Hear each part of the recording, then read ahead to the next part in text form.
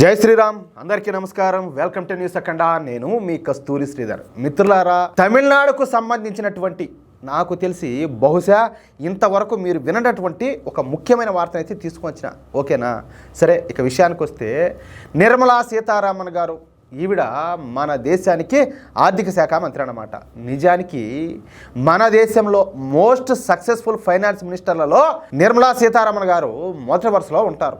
ఇక నిజానికి ఇప్పటికే నిర్మలా సీతారామన్ గారు ఫైర్ బ్రాండ్ అన్న పేరునైతే సంపాదించుకున్నారు. పార్లమెంట్లో పన్నికమాలినటువంటి ప్రశ్నలు వేసే కాంగ్రెస్ మరియు దాని మిత్రపక్షాలకు ధీటుగా సమాధానాలు ఇస్తా ఈ నిర్మలా సీతారామన్ గారు మంచి పేరు అయితే తెచ్చుకున్నారు. కానీ నిర్మలా సీతారామన్ గారు నాకు తెలిసి అయితే ఎప్పుడు కూడా పెద్దగా ఈ తమిళనాడు ముఖ్యమంత్రి స్టాలిన్ గురించి కానీ లేదా డిఎంకే పార్టీ గురించి కానీ పెద్దగా మాట్లాడింది అయితే లే. కానీ మొదటిసారి నిర్మలా సీతారామన్ గారు తన తోటాలాంటి మాటలతో అసలు సిసరైనటువంటి పవర్ఫుల్ పంచలతో స్టాలిన్కి అయితే పరువు తీసి పారేసింది అట్టే నిలవన. ఇక నిర్మలా సీతారామన్ గారు మాట్లాడుతా డిఎంకే పార్టీ పెరియార్ సిద్ధాంతాలను బలంగా నమ్ముతూ ఆ వ్యక్తినే తమ ఐకాన్గా చెబుతా, ఆ వ్యక్తినే పూజిస్తా, ఆ వ్యక్తి తయారు చేసినటువంటి సిద్ధాంతాలతోనే ఈ డిఎంకే పార్టీ అయితే ఫాలో అవుతా వస్తుంది. తెలుసు కదా మీకు పెరియార్ అంటే, వాడు ఒక నీచుడోడు, దుర్మార్గుడోడు, వాడిని ఫాలో అవుతూ ఉంటారు ఈ డిఎంకే వాళ్ళంతా కూడా. కానీ ఆ పెరియార్ మాట్లాడతా తమిళం అనేది ఒక నీచమైన భాష అని, తమిళం ఒక అడవి రకం భాష అని, ఈ తమిళం భాషతో ముష్టి వాళ్ళు కనీసం ముష్టి కూడా సంపాదించలేరని చెప్పేసి మాట్లాడినాడు. నిజంగా వాడు అసలు మనిషినా? తమిళనాడులో పుట్టి ఒక తమిళ వ్యక్తిగా జన్మించి మాతృభాషను వాడు అవమానించాడంటే వాడు ఒక బతికేనా, వాడు ఒక మనిషేనా? అలాంటి సిద్ధాంతాలను ఈ డిఎంకే పార్టీ ఫాలో అవుతుందంటే ఇంకా ఈ డిఎంకే పార్టీ దాంట్లో ఉన్నటువంటి నాయకులు వాళ్ళు ఎంత మొదనష్టపు గుంపో మీరు ఒకసారి ఆలోచించండి. అర్థమైంది కదా? సరే, ఈ పెరియారు ఈవిడ తమిళ భాషను అవమానించాడు కదా, దానికి సంబంధించి ఒక పుస్తకాన్ని దాన్ని రాశాడు. అదే తమిజం అంటే తమిళం అని చెప్పేసి అర్థం.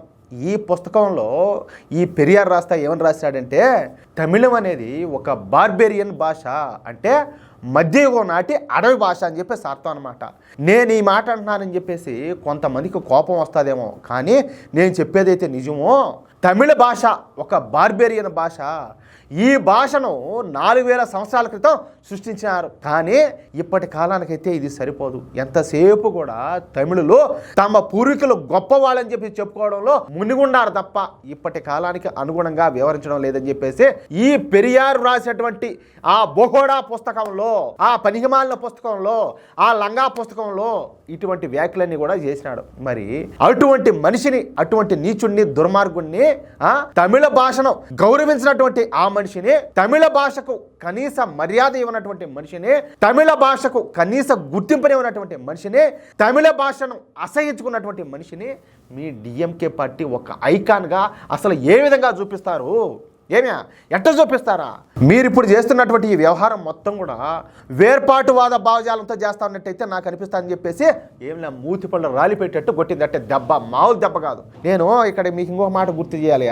మొన్న ఈ మధ్య ఆయన జోసెఫ్ విజయ్ అని చెప్పేసి ఒక పార్టీ పెట్టాడు కదా, ఆయన కూడా ఏంటంటే ఈ పెరియార్ బొమ్మ తీసుకుపోయి తగిలిచ్చేది. అంటే మీరందరూ కూడా తమిళనాడుకు ద్రోహులే, తమిళ ద్రోహులే, అంతే కదా? అటువంటి తమిళ భాషను అవమానించిన వాడిని, తమిళులను అవమానించిన వాడిని ఆదర్శంగా తీసుకొని మీరు వారి ఫోటోలు పెట్టుకొని పెద్ద పెద్ద బ్యానర్లు వేసి మీరు ముందుకు పోతారంటే అప్పుడు మీరంతా కూడా తమిళనాడుకు ద్రోహులే కదా, తమిళ ద్రోహులే కదా. మీరంతా దేంతో కొట్టాలి? మిమ్మల్ని అందరినీ కూడా కలిపా జుట్లు మూడేసి మెట్లతో కొట్టద్దు మిమ్మల్ని. అవునా కాదా? నేను చెప్పేది నేనేమైనా తప్పు మాట్లాడుతానేమో చెప్పండి. సరే, ఇకపోతే మీకు రూపాయి లోగో పైన అంత వ్యతిరేకత ఉంటే మరి 2010లోనే ఎందుకు రూపాయి లోగో పైన మీ వ్యతిరేకతనైతే ఎందుకు చూపించలా? 2010లో ఈ రూపాయి లోగోను తయారు చేసినప్పుడు మీరు కాంగ్రెస్ పార్టీ కలిసే కేంద్ర ప్రభుత్వంలో ఉన్నారు. ఆ విషయం మీరు అప్పుడు మర్చిపోయినారా? అందులో ఈ రూపాయి లోగో తయారు చేసింది ఎవరు? మీ డిఎంకే పార్టీ ఎమ్మెల్యే కొడుకే. మీరు మర్చిపోయిన ఈ విషయాలన్నీ కూడా ప్రజలు మర్చిపోరు. రూపాయి లోగోను తొలగించడం అంటే జాతి సార్వభౌమాధికారాన్ని ఖచ్చితంగా దెబ్బతీయడమే. ఇదే వేర్పాటువాదానికి ప్రతీకంట నిర్మలా సీతారామన్ గారు స్టాలిన్ పుచ్చ పగిలిపెట్టేట్టు తన తోటాల్లాంటి మాటలతో స్టాలిన్కు కోలుకోలేని షాకిచ్చారు. అది ఆ విషయమా? అర్థమవుతుంది కదా? వీళ్ళ పత్తి వ్యాపారాలు చూడండి. వీళ్ళంట తమిళనాడును ఉద్ధరించారంట, తమిళ భాషకి ఏదో పేరు తెచ్చారంట. సిగ్గన్నా ఉండాలరా ఒకరవన్నా చెప్పేదానికి. ఎట్లా మీ బతుకు జాడ. మిత్రులారా, ఈ న్యూస్ కనుక మీకు నచ్చినట్లయితే ఖచ్చితంగా ఈ న్యూస్ నలుగురికి షేర్ చేయండి.